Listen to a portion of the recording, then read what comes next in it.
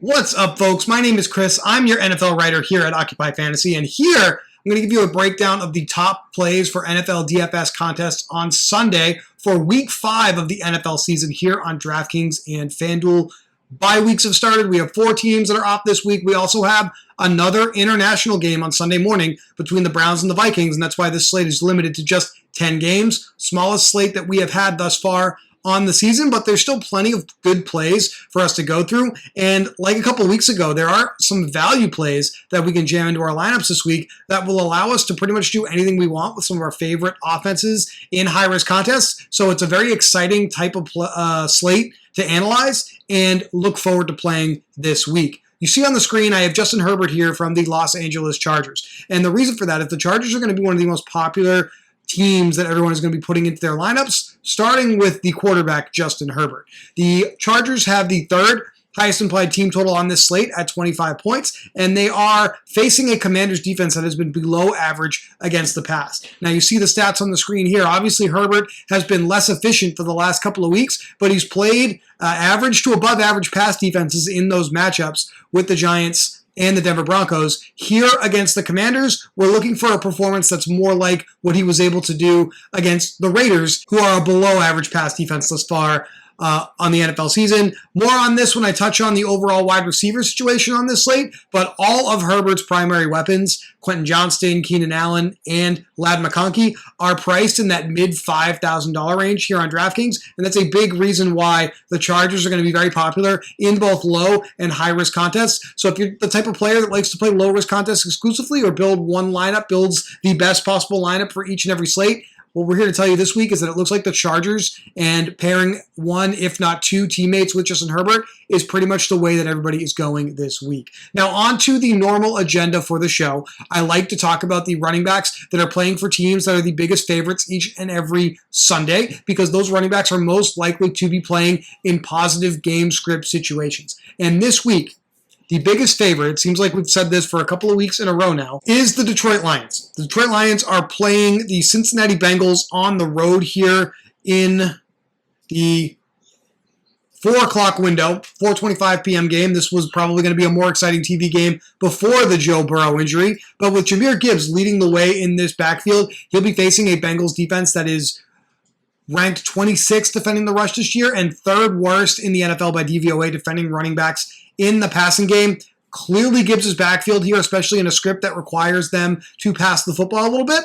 Favored by 10 points here against the Bengals, it actually could be more of a David Montgomery game. And at his low price here, he's actually a great high-risk tournament play in a positive expected game script. There's also a little bit of extra juice here for David Montgomery in this matchup. This is a homecoming for him, and he has personal reason to be invested in this. His sister, who unfortunately was recently paralyzed in a car accident, is going to be present at this game, and you know he's going to want to put up a big number for her here. Probably a good bet for David Montgomery to score at least one touchdown in this game if that's your kind of thing. But David Montgomery in high risk seems to be a good play. Jahmyr Gibbs in all contest types, low risk especially, with his likely 2 out of every 3 touch role in this backfield, seems to be a good spot here. Not necessarily going to be the most popular play here because of some of the value that we have, though.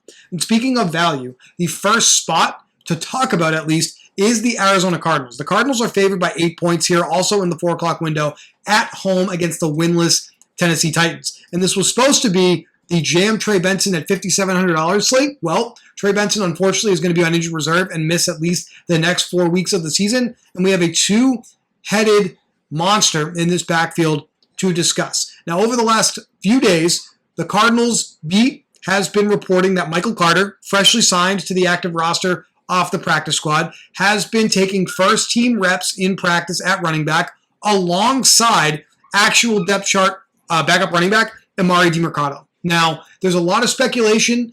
There's a lot of informed speculation, more importantly, in the industry that Demercado is probably going to retain his passing game, passing down, hurry-up offense, third down role, and not necessarily get the early down traditional rushing situation snaps in this game, at least for this week, and that Michael Carter is actually a better fit for those early down, clear running situation touches.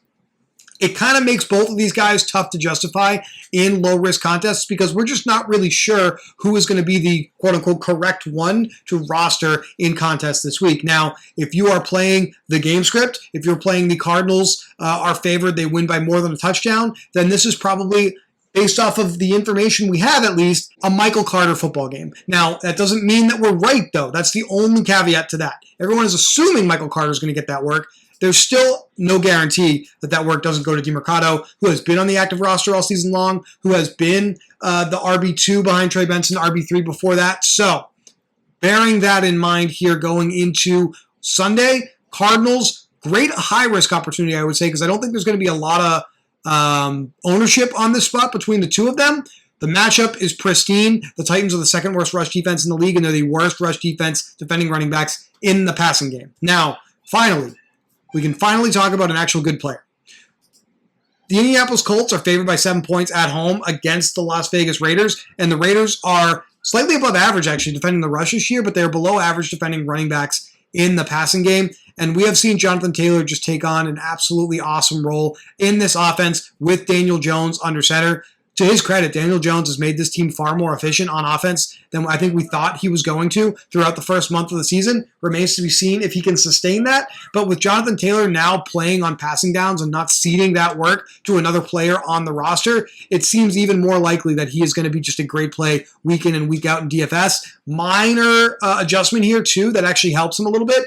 Backup Tyler Goodson is going to be out this week. He has already been ruled out for Sunday's game at home versus the Raiders. So that's one less person that can mix in and take touches away from Taylor. I do think Taylor is a great play in this spot and would be an awesome play in low-risk contests and probably featured in all low-risk lineups if it wasn't for the two strong home run value plays that we have here. Shorter list of favored teams this week. We have the Lions, the Cardinals, and the Colts. The Miami Dolphins, they're playing the Carolina Panthers at 1 p.m. on the road in a 1.5 point spread game. The Dolphins are the favored side right now. Devin Achane is going to be incredibly highly owned. He's going to be the most popular running back on this slate. He's definitely in the same tier as Jonathan Taylor. Again, no Christian McCaffrey because he just played on Thursday night and had a great day against the Rams in that game in a surprise victory for the 49ers. But Achane gives you that CMC-like workload for about $1,000 less on both sides still. $7,300 here on DraftKings. Super affordable over on FanDuel when we look at his price there. Achane is $8,100 on FanDuel right now. Looking at our model to see that here. So we're expecting a big day for Achane. Unfortunately, Tyreek Hill going to be out for the remainder of the season. That probably means Achane plays a little bit of a larger role in their passing attack as well with Tua Tagovailoa.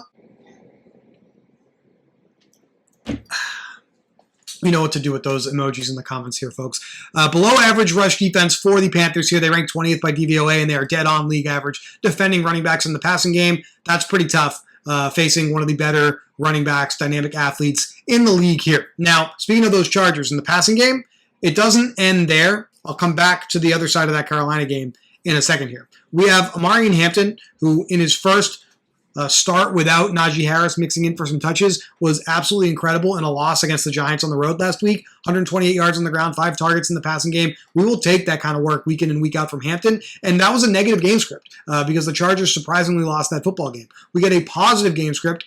Hampton probably gets much more work on the ground in that type of situation. Now, he's actually facing a Commanders defense that is the 5th best rush defense and the 4th best defense defending running backs in the passing game. So that kind of funnel of a defense is going to push fantasy players onto the quarterback and the pass catchers at receiver and tight end. It's not necessarily going to push as many onto Hampton at running back. At least that's what you would think. When we look at projected ownership for this week, Hampton's projecting to be 24% on DraftKings, 22% on FanDuel. That makes him likely to be the 3rd most popular running back on this slate. I think he falls outside of the low-risk discussion, though, this week, at least for me, because we know historically when we get running backs priced $5,000 or less on DraftKings, $6,000 or less on FanDuel, real cheap this week, like we do this week with the next 2 players I have to talk about. We want to get those guys into our lineups because they're effectively the free squares that let us get anything else we want around them to unlock the slate.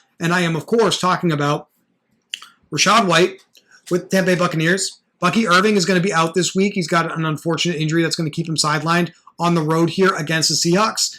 I understand this is a tough matchup for Rachaad White, but he's playing on a productive offense in what's going to be a neutral game script. Tampa Bay is a slight underdog in this game, and he's got a role in the passing game. See, 5 targets last week without getting a full complement of snaps. Rachaad White should just get the true full Bucky Irving role here, at least this week, against Seattle. So at his price, $4,700 here on DraftKings, $5,200 over on FanDuel, top-ranked running back play in the Occupy model this week, and therefore he's going to be an awesome play in all contest types. I want him in my low-risk lineup, and I want him in my high-risk lineups this week as a result. Now going back to that Miami and that Carolina game, news that broke today. Chuba Hubbard is going to miss week 5 with that calf injury that kept him a little nicked up in practice before the Patriots game in week 4. Well, now Rico Dowdle, who has previously had starting experience in the NFL with the Dallas Cowboys, has an awesome matchup with a Dolphins rush defense that ranks 25th in the league by DVOA defending running backs.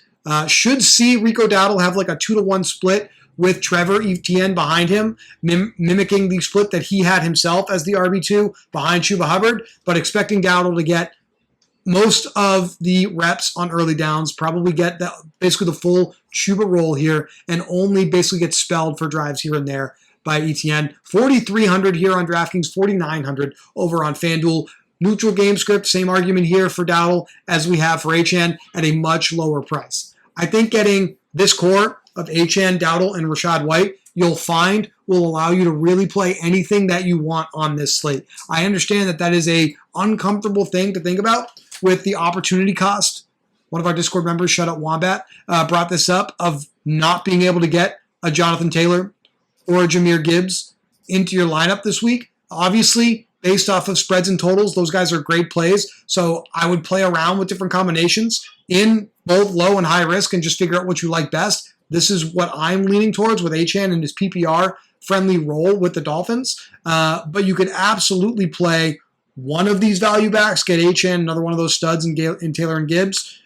You could play none of them and just play this more traditionally. That's probably not going to be the most popular way to play this week. I think what I'm likely to do here, get Dowdle back in here, what I'm likely to do is look at playing these 2 guys and mixing and matching with the third. So maybe taking Achane out if I want to get exposure to something a little different and do that with Taylor and with Gibbs. Now, I'll stick with what I think is going to be the most likely build here to talk through the best low-risk lineup. I think Justin Herbert, obviously, is your low-risk quarterback. The value here, I'm going to go to tight end, and then we'll come back to wide receiver. I tend to do that every single week, but it's a little easier just filling the gaps here. Trey McBride with the Cardinals. Tyler Warren, again, awesome role with the Colts. Jake Ferguson, Dallas Cowboys against the Jets defense. These guys are going to be the most popular plays this week. Brock Bowers, questionable, hasn't practiced on Thursday or Friday. I would probably move him to high risk because of that, but another one of these guys that has high target volume. Remember, in low-risk contests, we're trying to maximize the amount of touches that we can get so we can have the highest floor possible in our lineups. I think you draw that line right here at Tyler Warren here for week 5 on both sides. And I think because of the 2 value running backs, if you're going to play this slate the same way that I'm likely to in low risk, you just go with Trey McBride, basically. But I'm not going to argue with you over skipping Trey McBride and playing Ferguson or Warren to save a little bit of money there. I think it's pretty easy to get these guys in your lineups this week. At the receiver position, I think this is where you can start to mix in some of those plays from those favored teams, especially if you're not playing the running backs. And the best example of that here would be the Detroit Lions. Amon-Ra St. Brown with a really awesome role here. Obviously, we're chasing touchdown production a little bit here. Seems like a great matchup to play him against Cincinnati Bengals. Can easily get him into your low-risk lineup at $7,900 here on DraftKings and at a super high price over on FanDuel as well. The other spot that I think the field will be on here, when you look at the Miami receivers, right? Tyreek Hill was going to be $6,400 this week. Very unfortunate leg injury on Monday Night Football, but the thing that we can benefit from here in DFS this week is that the Sunday salaries for this week were already out before that happened. So now all of these guys are underpriced relative to their new roles on this offense, and you can just compare them to the player ahead of them on the depth chart to get at least somewhat of an estimate of how underpriced they are. So for example, Jalen Waddle, $5,400 versus Hill, $6,400. We can probably say with confidence that he is underpriced by about $1,000 if we're pricing the Miami wide receiver 1 role against the Panthers at that price. And that's a big reason why Jalen Waddle is going to be one of the most popular running backs in all contest types this week and probably should be in your low-risk lineup. You're looking at 8+ targets here in the Tyreek role for Jalen Waddle in this offense. Maybe even his offense is a little bit more efficient. Remember, and the Dolphins beat is all over this as well. They actually had more practice time with Waddle and Malik Washington and these other guys than with Hill on the field because Hill had kind of a rocky summer with Miami in terms of practice availability. So Tua and these wide receivers may actually be more comfortable playing in the new alignment that they're going to have to feature for the rest of the season here. I like getting Jalen Waddle into my low-risk lineup. $42.50 per player remaining. Remember, we're reserving this final spot at wide receiver for someone that we want to pair with Justin Herbert in that matchup with the Washington Commanders. So let's turn to defense for a second here. The Texans are $2,400. They were priced as if Baltimore's Lamar Jackson was going to be playing on Sunday. That's one of the big injury situations outside of running back. That's one of the big injury situations other than running back this week. Baltimore's not going to have Jackson, almost certainly did not practice at all this week with his hamstring injury. And now we got Cooper Rush playing for the Baltimore Ravens at home against the Texans defense. And this Texans defense has been stifling offenses. They have had a solid floor of 5 fantasy points. They have held opposing offenses to 20 points or less every single week. And we think they should be able to do that here against Cooper Rush and a Ravens offense that is extremely neutered without Jackson available. At $2,400, they're probably going to be the most popular play at the position given all those factors. But still at the bottom of the salary table here, we have access to the Saints, who are in a hell of a game here against the New York Giants, where I think defenses on both sides are at play here. Saints defense at $2,200, probably going to be one of the most popular as well, especially if you're not playing the Texans. And then we have Arizona facing the Tennessee Titans. That's never a bad offense to target, at least the way that the season has gone. However, they're the most expensive defense on the salary table here. With $6,100 left at receiver, going back to the Justin Herbert matchup with the Commanders, that game's in the 4 o'clock window, you can play anyone. $6,100 left if you're playing Texans defense. Absolutely anyone you want fits here. I think the most popular option is going to be QJ. Quentin Johnston has been the best receiver. When we look at the opportunity over the last 3 weeks of the season, which is a sample that I prefer to look at because that kind of lets you track how offenses are evolving. Targeting QJ heavily. He has a 26% share of team targets. He has a 42% share of team air yards. That is by far the best weighted opportunity role in this offense. Directly behind him, Keenan Allen, 22% of team targets, 23% of team air yards, so he's probably the second best option, and quite surprisingly, but we're at the point now where we can definitely just draw conclusions based off of a month of usage. Ladd McConkey is the third best receiver, at least in terms of opportunity thus far on the season. But what a luxury for Justin Herbert, right? That he has these 3 great receivers to throw to. QJ is going to be the most popular one because of that awesome role. The clear wide receiver 1 on this offense. Not what we thought going into the season. Everybody drafting Ladd McConkey in the 2nd round in best ball and in traditional fantasy leagues, probably more like the 3rd round in those formats. But QJ has absolutely blown the other 2 out of the water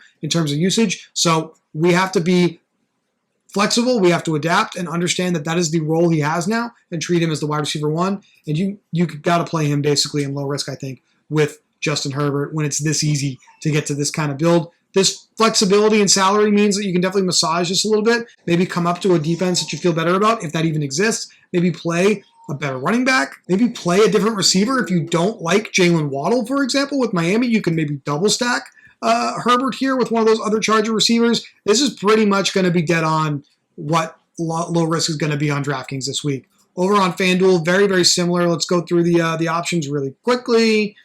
We have Justin Herbert.